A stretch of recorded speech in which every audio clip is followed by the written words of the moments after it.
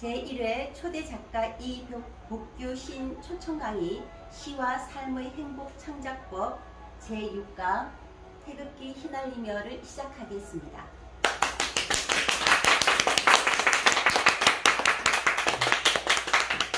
네, 반갑습니다. 2주 잘 지내셨지요? 네. 오늘은 10월 11일인데요. 한글날 대책 공휴일입니다. 그래서 저도 집에서 보통 때는 학교에서 마치고 여기를 오는데 오늘은 집에서 좀 푹 쉬었다가 이렇게 나왔습니다. 한글날을 국경일로 지금 정해놓고 있고요. 태극기를 다시 해야 됩니다. 그리고 한글날은 국경일로 공휴일로 정했습니다. 한때는 이제 아니었다가 다시 그만큼 한글이 매우 중요하고 소중하기 때문에 그런 공감대를 위해서 재지정한 것이 아닌가 생각이 듭니다. 저는 국어교사이기 때문에 한글이 얼마나 우수한지를 너무나 잘 알고 있습니다. 여러분들도 외국인을 만나서 뭐 한글이 왜 이렇게 뭐가 좋습니까? 라고 물어보시면 제가 오늘 말씀드리는 이 두 가지만 말씀을 하시면 전문가라고 할 수 있겠습니다. 첫 번째, 우리는 19개의 자음과 21개의 그 모음을 가지고 있는데요. 실제로는 많은 것 같이 느껴지는데 세종대왕께서는 매우 이 자음과 모음을 합리적, 특히 모양의 상징성, 그러니까 발음 기관을 본떠서 만들었기 때문에 발음을 한번 해보시면 거 하면 기역자 모양으로 혀가 구부러집니다. 또 니언을 발음 하면 혀가 니언 모양으로 구부러집니다. 이렇게 발음 기관과 이 모양을 가지고 만들었기 때문에 굉장히 이해하기가 쉽습니다. 이언 같은 경우에 목소리인데 하면 목이 동그랗지 않습니까? 그리고 미음도 입을 닫았다가 벌릴 때 미음자 모양을 유지를 해야 소리가 나오죠. 이렇게 발음 기관을 본뜬 문자 뿐만 아니라 모음 같은 경우에는 천지인, 그러니까 어는 땅을 말하고 이는 사람을 말하고 점은 하늘을 뜻하죠. 그래서 우리가 휴대폰을 누릴 때 천지인 모드로 하면 모음이 딱 3개밖에 없지 않습니까? 이게 위대한, 그러니까 실제로 모음은 21개이지만 3개로 만들어내는 것입니다. 그러니까 배우기가 너무 쉬운 거죠. 그리고 자음도 실제로는 19개지만은 기본적 자음, 기역, 니연, 그 다음에 시역, 미음, 시옷, 그 다음에 이영, 이걸 가지고 가획의 원리를 만들었기 때문에 실제로는 자음 5글자만 알면 우리나라 전체의 자음을 다 알 수 있습니다. 그래서 우리가 휴대폰 눌릴 때 영어는 휴대폰을 잘 보시면 ABC 부터 시작을 해서 순서로 이렇게 나열되어 있거든요. 근데 우리는 천지인 모드로 하면 기역을 누르고 한 번 더 눌리면 뭐가 나오죠? 기역이 나오죠. 그러니까 기역을 한 번 더 누르면 쌍기역이 나옵니다. 이렇게 원리가 정해져 있습니다. 디귿을 나와 있으면 디귿을 한 번 더 눌리면 티엇이 나오죠.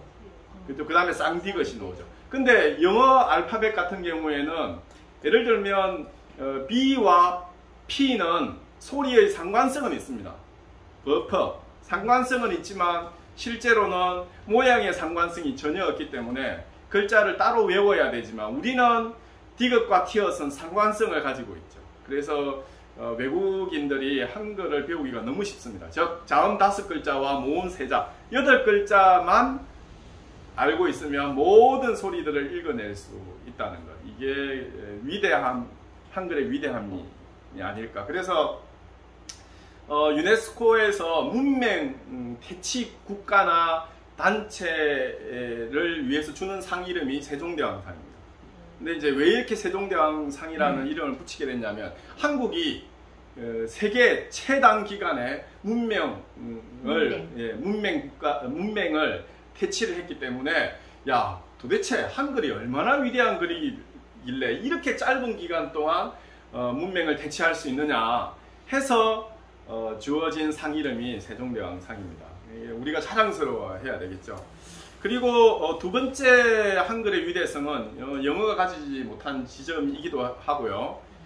자, 영어 같은 경우에는 스튜던트 하면 STUDENT가 나열이 되어 있죠. 근데 우리는 모아 쓰기를 할 수 있다는 겁니다. 이 모아 쓰기를 했을 때 가독성, 즉 한눈에 글자의 의미 읽고 글자의 의미를 파악하는데 매우 유리합니다. 그래서 이 가독성이 매우 뛰어나기 때문에 사실은 영어권에서 보면 매우 부러워합니다. 그리고 책의 두께도 우리는 모아 쓰기를 하기 때문에 더 똑같은 글자의 숫자라면 더 얇아질 수도 있습니다. 그래서 이런 장점들이 크게 두 가지 장점이 있습니다. 특히 중국어 같은 경우에는 참 안타까운 게 중국어 아이들이 중국어를 배울 때 중국인들이 중국 아이들이 중국어를 배울 때 제일 먼저 뭘 배우느냐 하면 알파벳을 배웁니다. 왜냐하면 한자 읽기가 너무 어렵기 때문에 그 한자 각 밑에다가 전부 다 알파벳으로 기호를 달아놨습니다. 참 안타깝죠. 그리고 중국에도 보면 간판에 보면 중국 글자 밑에 반드시 영어가 있는 경우가 알파벳이 있는 경우가 대부분입니다. 왜냐하면 중국 글자가 원체 한자가 어렵기 때문에 죽을 때까지 다 모르고 죽는다고 하죠. 20만 자 이상의 엄청난 숫자를 그 각각의 글자가 다 다르기 때문에 그래서 그 글자를 읽는 것 자체가 이미 한계가 있습니다. 그래서 세종대왕께서 이 한자를 그대로 우리가 받지 않고 새로운 한글을 만들었다는 것은 정말 위대한 상상력, 위대한 과학적 승리라고 저는 생각을 합니다. 아마 향후 한국이 더욱더 위대해지면 한국어가 이 세상의 공용어가 될 가능성도 매우 높다고 저는 생각을 합니다. 지금 한류 열풍과 함께 세계 곳곳에서 세종학당이 있습니다. 거기서 이제 외국인들이 한국어를 배우기 위해서 줄을 섰다고 합니다. 그리고 세계 각국에서 치러지는 한국어 검정시험에 많은 해마다 엄청난 인원이 증가하고 있습니다. 그래서 어떤 한국어를 배우기 위한 외국인들이 많이 늘고 있다. 우리는 자랑스러워 해야 될 것 같습니다. 이렇게 제가 한국어로 이렇게 강의를 한다는 것도 정말 자랑스럽고, 또 제가 국어교사니까 한국어를 가지고 밥을 먹고 사니까 또 얼마나 중요한 밥값 중에 제일 멋진 위대한 밥값이에요. 그렇습니다. 자, 6강을 시작하기 전에 먼저 5강 정리를 좀 하겠습니다. 5강은 제목이 무엇인지 혹시 아십니까? 어린 왕자 다시 만나기. 그렇습니다. 어린 왕자 다시 만나기였습니다. 그래서 제가 어린 왕자의 6부분을 발췌해서 우리가 읽은 어린 왕자를 다시 한번 상기하였습니다. 근데 실제로 우리가 어린 왕자를 읽었다고는 하지만 실제로 기억하는 것은 많지 않았다는 것을 깨닫게 해주려고 제가 그런 텍스트를 준비를 했습니다. 내용을 준비를 했습니다. 그래서 공부는 반복이 매우 중요합니다. 또한 우리의 일상의 반복이 매우 중요합니다. 일상의 반복을 다람쥐 쳇바퀴 돈다 라는 부정적인 생각보다는 이 일상의 반복을 매우 정교하게, 매우 섬세하게 우리의 행복의 일부분이 될 수 있도록 여러분들이 조금씩 조절하고 빼고 더하고 빼고 더하고 빼고를 통해서 일상 자체가 행복한 시간이 될 수 있도록 해야 할 것 같습니다.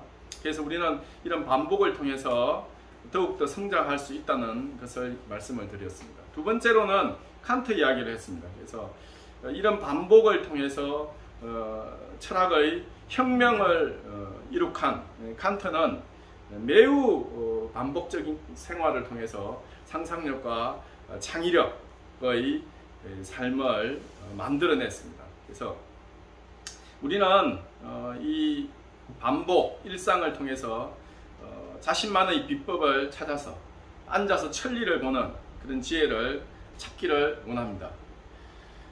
세 번째로 제가 말씀드린 것은 제 시들을 통해서 이 일상생활에서 발견하였던 새로운 면, 기쁨 등을 제가 여러분들에게 보여드렸습니다. 자, 이제 6강을 시작하도록 하겠습니다. 6강은 제목이 뭐죠? 태극기가 바람에 라는 제목입니다. 태극기를 한번 상상으로 한번 그려보십시오. 빨간색과 파란색의 위치가 빨간색이 위쪽. 위이고 파란색이 아래. 아래에 있습니다. 그리고 붉은색과 파란색이 가운데 일직선으로 되어 있습니까? 아니죠. 예, 곡선으로 되어 있습니다. 먼저 붉은 색깔이 밑으로 이렇게 와서 이렇게 곡선으로 되어 있습니다. 왜 곡선으로 만들었을까? 뿐만 아니라 또 태극기 주변에는 근공감리를 통해서 이제 음양을, 그러니까 붉은과 푸른, 음양, 양과 음의 구체적 모습을 근공감리를 통해서 드러내고 있습니다. 그래서 하늘과 땅, 그 다음에 물과 불, 이렇게 우주가 음양으로 이루어져 있다는 것을 한 번 더 구체적으로 태극기를 통해서 보여주고 있습니다. 어렸을 때 아마 이 노래를 불렀을 것 같은데요. 태극기가 바람에 펄럭입니다. 하늘 높이 아름답게 펄럭입니다. 예, 사실은 이 동요이긴 하지만 이 한 구절에는 엄청난 뜻이 담겨져 있습니다. 태극기가 음과 양이 바람에 펄럭입니다. 그래서 바람에 펄럭인다는, 바람은 시어로 치면 부정적 의미도 있고 긍정적 의미도 있습니다. 그래서 바람은 시련을 의미하기도 하고 바람은 자유를 의미하기도 합니다. 그래서 태극기가 바람에 펄럭인다는 것은 시련을 통해서 자유를 향해 나아가는 그러한 역동적 모습으로 볼 수 있겠습니다. 즉 시련이 없으면 자유를 얻을 수 없다는 뜻이기도 합니다. 그래서 바람을 통해서 우리는 더욱더 펄럭인다는 것입니다. 모든 존재는 자유를 얻기 위해서 바람을 피할 수 없다, 이런 의미가 있다고 보시면 되겠습니다. 대단하죠? 네. 동요 하나에. 그러면 과연 그 태극기의 태극은 무엇일까? 제가 드린 자료를 다 같이 한번 읽어보도록 하겠습니다. 태극은 시작. 태극은 동양철학 사상의 바탕을 둔 단어이며 만물의 근원 근본 등을 나타내는 것으로 천지 생성 이전의 궁극적 본원을 말하며 우주 만물의 생성 변화하는 원리라는 의미를 내포하고 있다. 예, 네이버 지식백과에 이렇게 나와 있습니다. 태극은 만물의 근본을 나타낸 것이라고 말합니다. 천지 생성 이전의 궁극적인 본원을 말한다고도 하고 있습니다. 그러니까 한마디로 이야기하면 이 태극기 안에는 우주의 원리를 담아내고 있다, 이렇게 보시면 될 것 같습니다. 되게 자랑스럽죠. 우리나라 태극기는 언제 만들어졌는지, 어떻게 사용이 되어졌는지를 한번 자료를 다 같이 한번 읽어보겠습니다. 우리나라에서 시작. 우리나라에서 국기 제정에 대한 논의가 처음 있었던 것은 1876년 고종 13년 1월을 났다. 운영 사건을 계기로 한일 사이의 강화도 조약 체결이 논의되는 동안 일본 측은 운양호에는 엄연히 일본 국기가 개항되어 있었는데 왜 포격했느냐면서 트집을 잡았지만 조선 측에서는 국기가 무엇을 뜻하는지 알 수 없었다. 이 일이 계기가 되어 조정에서 비로소 국기 제정의 필요성이 활발히 논의되었고 1882년 8월 9일 수신사 강효동 일행이 인천에서 일본배를 타고 도일할 때 당장 개항해야 할 국기가 있어야 한다고 생각한 나머지 그 전에 이미 조정에서 대체적으로 정해진 국기 교환 내용을 약간 고쳐 태극 사계의 교환이 그려진 길을 만들었다. 이들 일행은 8월 14일 고베에 도착하여 숙성 건물 지붕 위에 이 길을 개항했는데 이것이 태극기의 표시다. 이것을 조정에서 1883년 정식으로 국기로 채택 공포했고 대한민국이 수립된 후 1949년 문교부에 심의위원회를 설치 음양과 사계를 배치하는 결정 오늘에 이르렀다. 예, 이것도 역시 한국 근대 근현대 사전에 나와 있는 내용입니다. 그래서 태극기는 약 150년 전의 역사를 가지고 있습니다. 그리고 현재 우리가 쓰고 있는 태극기는 1949년 문교부에서 결정한 태극기를 지금 사용하고 있습니다. 태극기에 대한 설명을 좀 더 해보겠습니다. 태극은 음과 양으로 이루어져 있습니다. 서로 반대되는 이 두 개의 조합이 낮과 밤, 남자와 여자처럼 우주는 서로 반대의 성질이 하나 안에 있다는 뜻입니다. 그래서 태극의 주변은 근검감리, 즉 음양을 상징하는 구체적 사물을 배치를 해 놓았습니다. 또 태극은 단순히 음과 양이 일직선으로 이루어져 있는 것이 아니라 곡선으로 이루어져 있습니다. 직선이 아닙니다. 이게 매우 중요합니다. 직선이 아닙니다. 곡선은 순환을 의미하죠. 우리가 맥박을 뛸 때 그 병원에서 이렇게 맥박을 잡을 때 기계가 이렇게 올라갔다가 내려왔다가 올라갔다가 내려왔다가 이렇게 곡선으로 이루어져 있습니다. 여기서 일직선이 되면 뭘 의미하죠?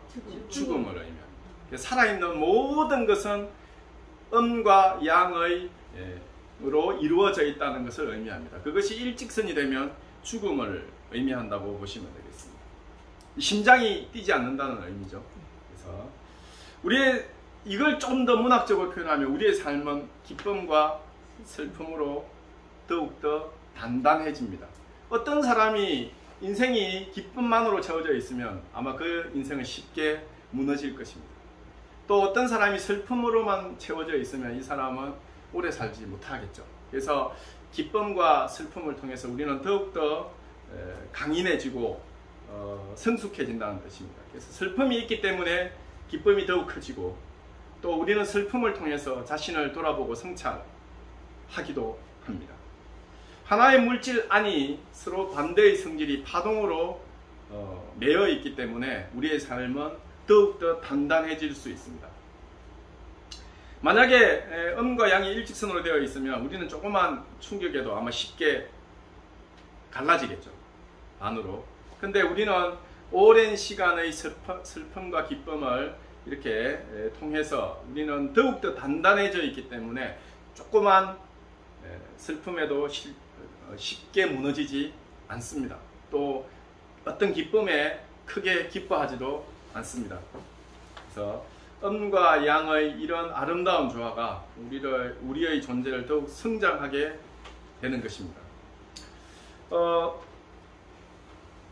모든 시어들도 마찬가지입니다. 자, 하나를 예를 들면 바람, 아까도 얘기했지만 바람은 실현의 의미도 있지만 자유의 의미도 있습니다. 그러니까 하나의 시어는 양과 음으로 이루어져 있습니다.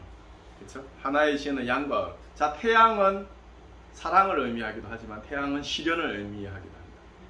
예, 뜨거운 태양은 곧 인생의 실현을 의미하기도 하죠. 그래서 밤은 양의 뜻은 고요입니다. 고요. 평온, 휴식을 말합니다. 근데 밤은 또 고통의 시간을 의미하기도 합니다. 그러니까 하나의 시어 안에는 이렇게 음과 양의 의미가 다 담겨져 있습니다. 모든 시어는 다 그렇습니다. 이렇게 문학에서 음과 양을 동시에 하나의 구절에서 표현한 것을 역설법이라고 합니다. 한마디로 이야기하면 음과 양을 동시에 사용하면 무조건 시가 된다는 뜻입니다. 음과 양의 의미를 동시에 사용하면 감동을 주게 된다는 뜻입니다. 그래서 제가 그 시를 통해서 예를 보여드리겠습니다.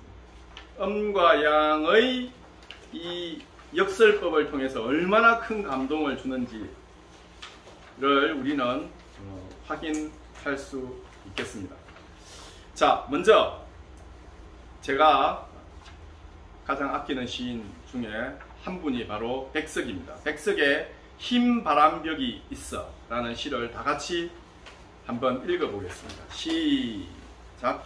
흰 바람벽이 있어 백석 오늘 저녁 이 좁다란 방의 흰 바람벽에 어쩐지 쓸쓸한 공간이 오고 간다.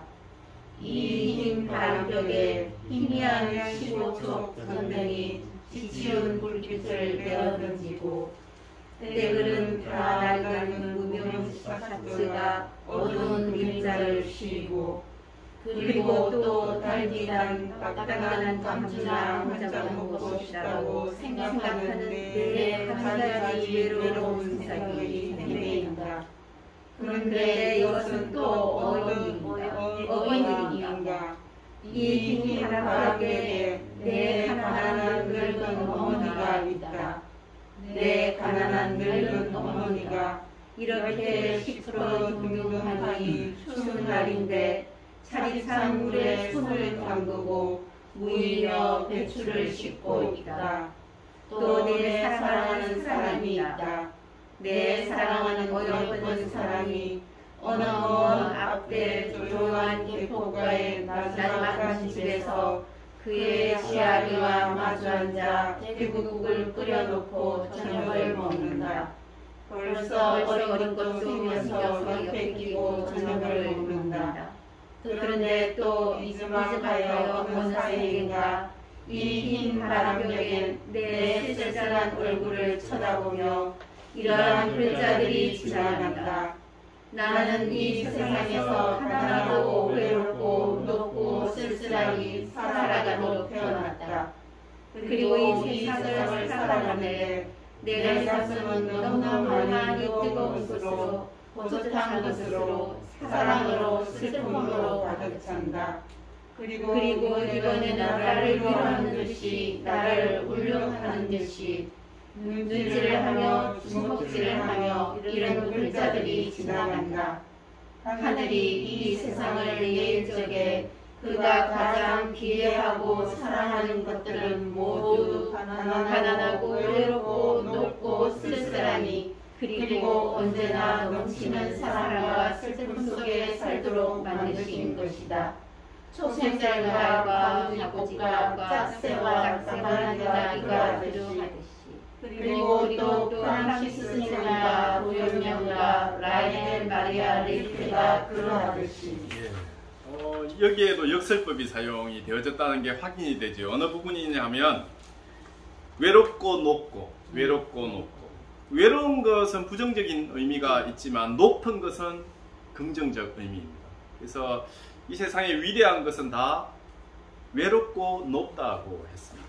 그리고 사랑과 슬픔 속에 살도록 넘치는 사랑과 슬픔 속에 그러니까 사랑만 넘치는 게 아니고 슬픔만 넘치는 게 아니라 인생은 넘치는 사랑과 슬픔 속에서 역설적이죠. 이 시는 백석이 만주를 떠돌면서 고향에 계신 어머니와 사랑하는 여인을 생각하면서 지은 시입니다. 근데 그 여인은 이미 딴 남자와 결혼을 해서 이제 그 통영의 박경련이라는 여자를 사랑했는데 그 여자가 이제 다른 남자에게 시집을 가서 그 쓸쓸함 그런데 그 여인을 생각하면서 사랑이 넘치는 이 백석의 역설적인 마음을 잘 표현한 것입니다. 그리고 백석은 그 쓸쓸함 속에서도 이 프랑시스 잼, 도연맹, 마리아 릴케가 이 고독을 승화시키면서 위대한 문학을 만들어냈듯이 자신도 이 순결한 문학을 통해서 자기가 이루고 싶어하는 높은 경지의 문학적 세계를 완성하겠다는 마지막 의식까지 담아내고 있습니다. 그래서 이 역설법 하나가 바로 이 세상에 위대한 것은 외롭고 높고 쓸쓸하다. 그래서 혹시 우리의 삶이 좀 외롭고 쓸쓸하면 내가 뭔가 순결한 의지를 가지고 뭔가를 만들 수 있는 높은 무언가가 내 안에 있구나 이렇게 생각을 하시면 우리의 삶이 쓸쓸함에 빠져들지는 않을 것 같습니다. 그래서 이 시인의 역설법 이 한 표현이 또 제가 삶에 힘들 때마다 위로가 되어 준 것 같습니다. 아, 이 세상에 내가 기회하고 사랑하는 모든 것들은 가난하고 외롭고 높고 쓸쓸하다. 이 표현이 우리의 삶을 살아가는데 매우 큰 힘이 될 것이라 믿습니다. 두 번째, 역설법의 음과 양의 교묘한 대치로 인해서 감동이 된 시 한 편을 읽겠습니다. 한영훈의 알 수 없어요 라는 시입니다. 다 같이 읽겠습니다. 시작. 알 수 없어요. 한영훈. 바람도 없는 공중에 수직의 파문을 내리며 고요히 떨어지는 오동잎은 누구의 발자취입니까? 지리한 마을 끝에 새콤하게 몰려가는 무서운 구름의 커진 틈으로 언뜻 보이는 푸른 하늘은 누구의 얼굴입니까? 꽃도 없는 깊은 나무에 푸른 이끼를 거쳐서 옛 탑 위에 고요한 하늘을 쉬는 알 수 없는 향기는 누구의 입김입니까? 그늘을 알지도 못할 곳에서 나서 돌부리를 굴리고 하늘에 흐르는 작은 시내는 구비구비 누구의 노래입니까? 여보 같은 발꿈치로 바위 없는 바다를 밟고 옷 같은 손으로 끝없는 하늘을 만지면서 떨어지는 해를 곱게 감당하는 저녁노는 누구의 시입니까? 타고 남은 제가 다시 기름이 됩니다. 그칠 줄을 모르고 타는 나의 가슴은 누구의 밤을 지키는 약한 등불입니까? 네, 여기 역설법이 사용된 부분이 타고 남은 재가 다시 기름이 됩니다. 타고 남은 재는 음이라면 기름이 되는 것은 양을 의미합니다. 타고 남은 재가 기름이 된다. 이게 무슨 뜻이냐면 영원을 말합니다. 영원. 결코 내가 당신을 향한 나의 사랑은 영원할 것이다. 내가 다시 타고 재가 되지만 또 그 재가 다시 기름이 되어서 당신을 향한 끝없는 사랑을 이야기하고 있습니다. 그래서 한영훈은 아시다시피 선임의 생활도 하셨고요. 그래서 이 구도자, 즉 해탈의 경지를 뛰어넘은 열반의 경지에 도달한 스가모니의 그 위대한 삶처럼 끊임없이 타고 남은 재가 다시 기름이 되고 다시 또 재가 되고 기름이 되고, 그래서 구도자의 길을 멈추지 않겠다. 열반의 해탈의 경지에 도달하겠다라는 강한 의지를 알 수 있습니다. 그리고 그런 신의 어떤 경지에는 우리 주위에서 오동잎을 통해서도 푸른 하늘을 통해서도 향기를 통해서도 작은 신의 인물의 구비구비를 통해서도 우리는 그 위대함을 확인할 수 있다는 것을 보여주고 있습니다. 타고 남은 재가 다시 기름이 됩니다. 그래서 죽음은 죽음으로서 끝나는 것이 아니고 죽음은 또 새로운 시작이다 는 의미를 내포하고 있습니다. 그래서 당신에 대한 나의 사랑은 영원하다는 의미를 역설적으로 강조하고 있습니다. 그리고 내가 사랑하는 사람은 다양한 메타포로 내 주위에 오고 있다는 것. 오동잎으로, 푸른 하늘로, 시냇물로, 저녁 노을로. 이 엄청난 메타포를 사랑하는 시인은 역설법을 통해서 시를 완성하고 있죠. 바로 태극의 원리를 이용하고 있는 것입니다. 이분의 시를 한 편 더 보겠습니다. 아마 학교 다닐 때 거의 다들 배우셨을 텐데, 님의 침묵 다 같이 읽겠습니다. 시작. 님의 침묵. 한영훈. 님은 같습니다. 아, 사랑하는 나의 님은 같습니다. 푸른 산빛을 깨치고 단풍나무 숲을 향하여 나는 길을 걸어서 차마 떨치고 갔습니다. 황금의 꽃같이 크고 빛나던 옛 맹세는 차디찬 티끌이 되어서 한숨의 미풍에 날아갔습니다. 날카로운 첫 키스의 추억은 나의 운명의 지침을 늘어놓고 뒷걸음 서서 사라졌습니다. 나는 향기로운 님의 말소리에 힘없고 꽃다운 님의 얼굴에 눈멀었습니다. 사랑도 사랑이라 만날 때 떠날 것을 염려하고 경계하지 아니한 것은 아니지만 이별의 뜻밖의 일이 되고 놀라운 가슴은 새로운 슬픔에 터집니다. 그러나 이별을 쓸데없는 눈물의 원천을 만들고 마는 것은 스스로 사랑을 깨치는 것인 줄 아는 까닭에 걷잡을 수 없는 슬픔의 힘을 물어서 새 희망의 정수가에 들어부었습니다. 우리는 만날 때 떠날 것을 염려하는 것과 같이 떠날 때 다시 만날 것을 믿습니다. 님은 같지만 나는 님을 보내지 아니하였습니다. 제 곡조를 못 이기는 사랑의 노래는 님의 침묵을 휩싸고 돕니다. 네, 감사합니다. 여기에서도 태극의 원리가 이용되었습니다. 님은 같지만은 나는 님을 보내지 아니하였다. 예, 서로 님은 같지만은 음이죠. 난 님을 보내지 아니하였다. 양이죠. 이건 사실은 역설이라고 하는 것은 어떻게 보면 논리가 서로 부딪히는 겁니다. 님이 갔는데 왜 님이 안 갔다는 의미가 되기도 하기 때문에 그렇습니다. 그래서 님은 갔지만은 나는 님을 보내지 아니하였다. 님이 있다라는 뜻입니다. 이 역설은 매우 강한 확신을 가지고 있죠.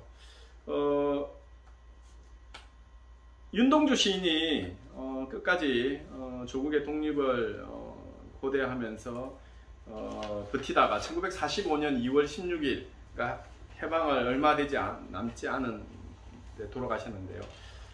한용운 님도 마찬가지입니다. 1944년 조금 더 6월 29일 날 생을 마감하셨는데요.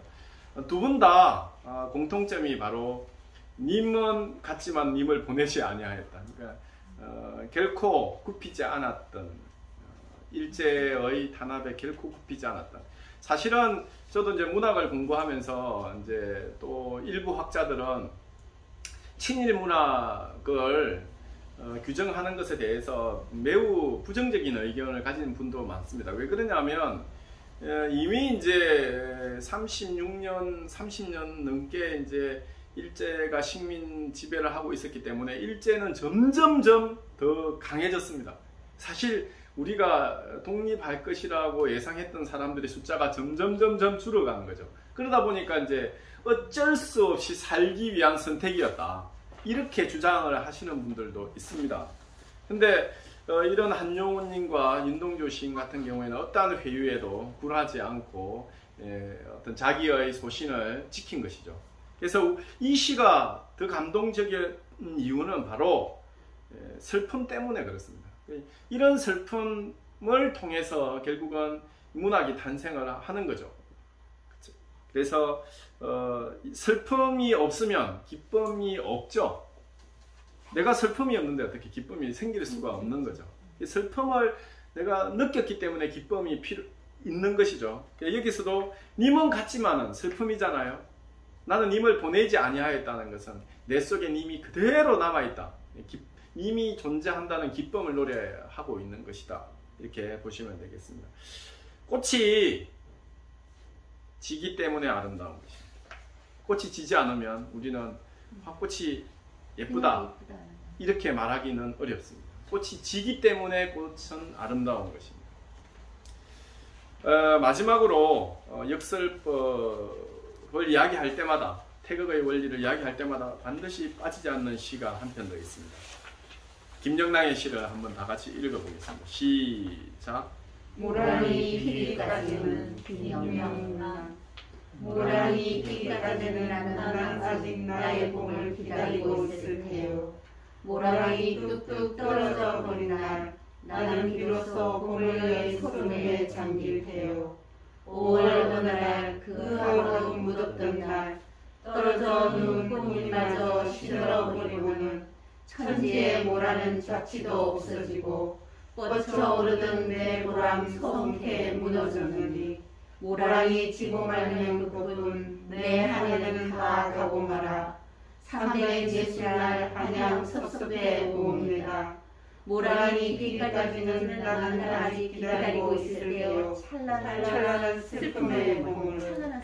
예, 마지막에 찬란한 슬픔의 봄이 바로 역설 태극의 원리입니다. 그러니까 찬란하다 이건 양을 의미하죠. 슬픔은 음을 의미하는데 알고 보면 봄은 찬란하기도 하지만 슬프기도 한 두 개의 의미가 다 안에 담겨져 있습니다. 태극기의 음양이 이렇게 원 안에 하나의, 그러니까 우리가 보통 그 동양에서는 원을 하나의 완벽한 세계라고 보거든요. 이 완벽한 세계는 바로 음과 양으로 이루어져 있다. 우리가 문학적 감동을 주는 이 역설법도 바로 음과 양을 통해서 만들어내는 것이다. 이렇게 보시면 되겠습니다. 저는 이 시 때문에 아파트에 살 때도 모란을 사서 아파트 화분에서도 키웠습니다. 그래서 1년에 한 번쯤은 이제 모란꽃을 봐왔습니다.